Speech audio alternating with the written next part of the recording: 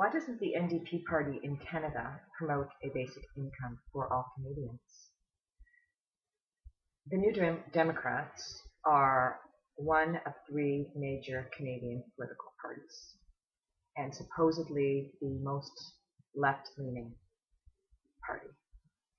I was looking at the website of Andrea Horwath, who is the leader of the Ontario New Democrats, the Ontario NDP party.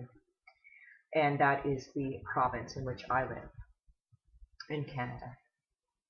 And what struck me was within her platform, which I am not saying that I know back to front in detail, but giving a look over of her platform, what I see is a lot of ideas that I agree with. I find many of them inconsequential, are not going to change the lives of Canadians very much in any substantial way. But what I find is there are a number of items, areas that they are focusing on, which I agree with. The problem is it's all pieces. It's all in pieces. Yes, each area needs to be addressed, but it's like fighting for each little piece instead of looking at our province, our country, our province holistically and determining what is, the foundational overall situation and problem. Well, I can tell you for most people, it's that they don't have enough. There are many Canadians who live in poverty in a country that's very rich in natural resources. There's no reason why any Canadian should be sleeping on the street, losing their house, being unemployed, and mostly what I see is the working poor. Millions of working poor, so people working for the big $10 an hour minimum wage at retail jobs, hospitals, hotels, a lot of service jobs. You can't live on that. You can't have a decent life, and it's certainly so life is a struggle. So a couple of things that I noticed on her website was making life affordable.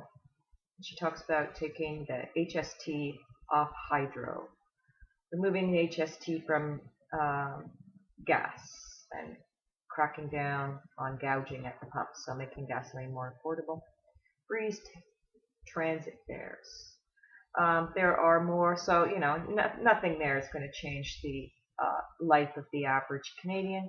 It might help a little bit, maybe between, I don't know, a lot of these ideas might save someone $1,000 a year, maybe $2,000 if I'm being generous with it. That's going to not affect someone's life in a major way at all.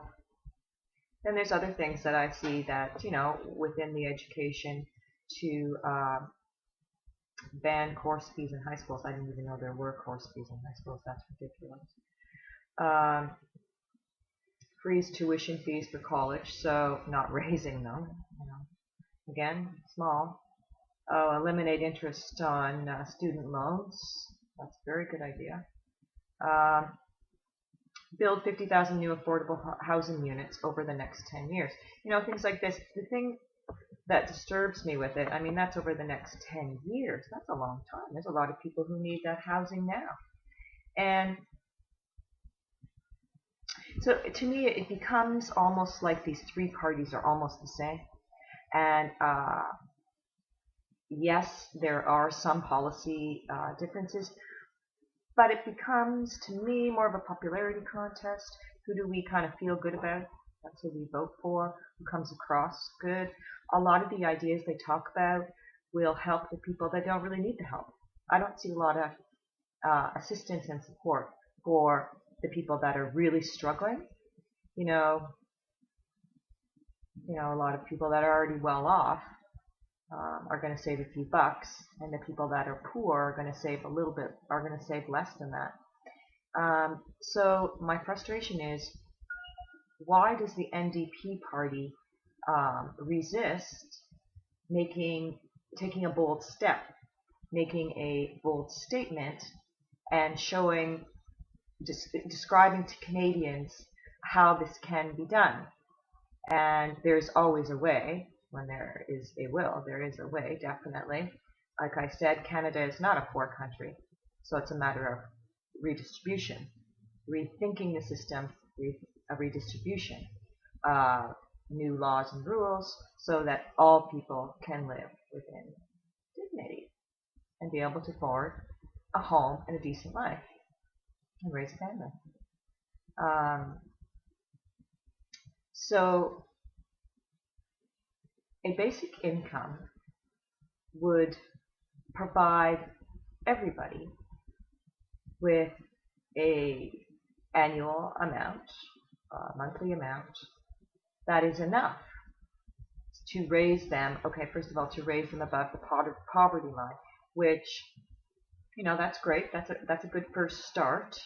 But that poverty line is pretty low. I mean, you don't have much of a life. You don't have a lot of freedom or movement or relaxation time. So at least someone would be able to not lose their home, not end up on the street, reduce stress, so it helps them pay their bills.